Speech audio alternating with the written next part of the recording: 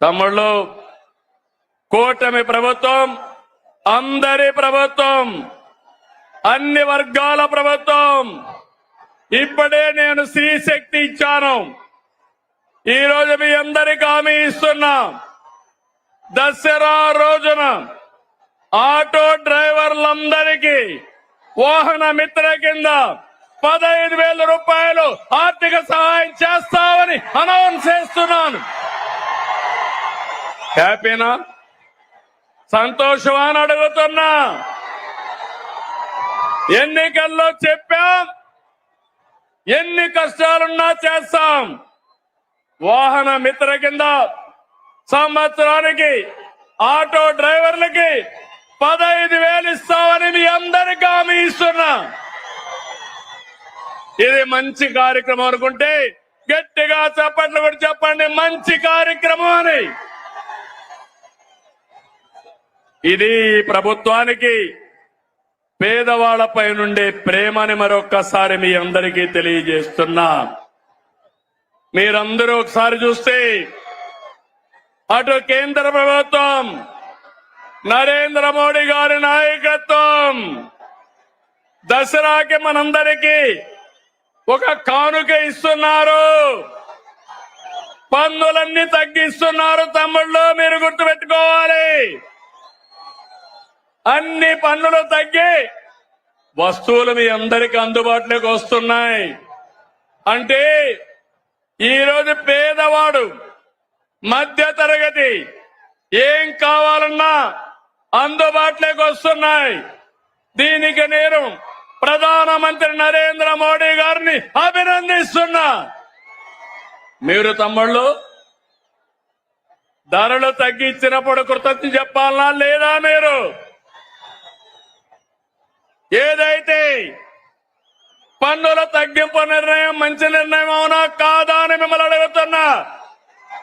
మంచి నిర్ణయం అంటే గట్టిగా చప్పట్లు కూడా చెప్పండి, మంచి నిర్ణయం అని. చేతులు పైకి చెప్పండి సంఘీభావాన్ని. ఇది ఈరోజు 2 ప్రభుత్వాలు తీసుకునే నిర్ణయాలు. పేదవాళ్ళని పైకి తీసుకురావాలని, మీ ఖర్చులు తగ్గించాలని, మీ ఆదాయాన్ని పెంచాలని అటు కేంద్రం ఇటు రాష్ట్రం 2 కూడా ముందుకొచ్చామని చెప్పి కూడా నేను మీకు తెలియజేస్తున్నా. ఇదే స్ఫూర్తితో మీ అందరికీ చిన్న పెద్ద వ్యత్యాసం లేకుండా అందరికి కూడా హెల్త్ ఇన్సూరెన్స్ తీసుకొస్తున్నాం. రేపు రాబోయే రోజుల తమ్ముళ్ళు 2,50,000 రూపాయలు అందరికీ హెల్త్ ఇన్సూరెన్స్ ఇచ్చిన ఏకైక ప్రభుత్వం భారతదేశంలో కూటమి ప్రభుత్వాన్ని మరొక్కసారి మీ అందరికీ విజ్ఞప్తి చేస్తున్నా. ఇంకో పక్కన మీరు గుర్తుపెట్టుకోవాలి, పేదవాళ్ళందరికీ 25 లక్షల వరకు ఆరోగ్యశ్రీ కింద ఆర్థిక సహాయం చేస్తాం. దీనివల్ల మీ వైద్య ఖర్చులు తగ్గుతాయి. ఇంకో పక్క మీరు చూస్తే కొత్తగా ఒక సంజీవని ప్రాజెక్టు తీసుకొస్తున్నాం. దీని ద్వారా ప్రతి ఒక్క వ్యక్తి ఆరోగ్యాన్ని కాపాడే బాధ్యత ఈ ప్రభుత్వం తీసుకుంటామని చెప్పి నేను మీకు తెలియజేస్తున్నా. నిన్న మొన్న చూశారు, ఒక నాయకుడు ఉన్నాడు ఈ రాష్ట్రంలో, మెడికల్ కాలేజ్ అంటే తెలియని నాయకుడు. ఆయన మాట్లాడుతున్నాడు, నేనేదో పొడి చేశాను, మీరు దానికి ఏదో ఇది చేశారని. నేను ఒకటే చెప్తున్నాను, ఈరోజు భూమి ఇస్తే మెడికల్ కాలేజ్ అయిపోదు. ఈ రాష్ట్రంలో విద్యా సంస్థలకి ప్రాధాన్యత ఇచ్చిన ప్రభుత్వం ఎన్డీఏ ప్రభుత్వం, కేంద్ర ప్రభుత్వం, ఇటు రాష్ట్ర ప్రభుత్వం. రాష్ట్రంలో మెడికల్ కాలేజీలు తెచ్చిన ప్రభుత్వం తెలుగుదేశం ప్రభుత్వం అవునా కాదా అని మిమ్మల్ని అడుగుతున్నాను. ఈరోజు దగ్గర 17 కాలేజీలుంటే ఒక కాలేజీ మాత్రం మొన్నే పాడేరు ఆపరేషన్ చేశాం. 16 కాలేజీలు చేయలేకపోయాం. ఫౌండేషన్ వేయడం, రిబ్బన్ కట్ చేయడం, నేనేదో చేశామని చెప్పుకోవడం కాలేజీ నడిపే విధానం కాదు.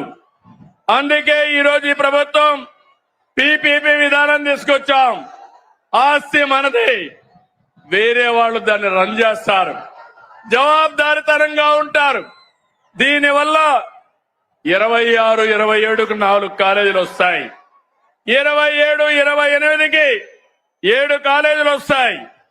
దీనివల్ల 50% సీట్లు కన్వీనర్ కోటా కింద వస్తుంది. అది అంత మునుపు ఫీజుల కోసం పెట్టిన కాలేజీలు చూస్తే 42% వస్తాయి. ఈ రోజు మా మంత్రి సత్యకుమార్ యాదవ్ గారు ఇక్కడే ఉన్నారు.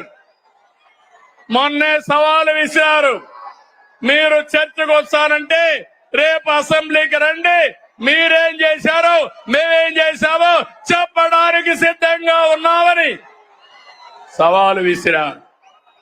ధైర్యం ఉంటే అసెంబ్లీకి వస్తే మొత్తం తేలిపోతుందని చెప్పి కూడా నేను మీకు తెలియజేస్తున్నా. తమలో బీసీ సోదరులు, అనంతపురం జిల్లా అంటే గుర్తొచ్చేది బీసీ సోదరులు. తెలుగుదేశం పార్టీకి వెన్నెముక బీసీ సోదరులు.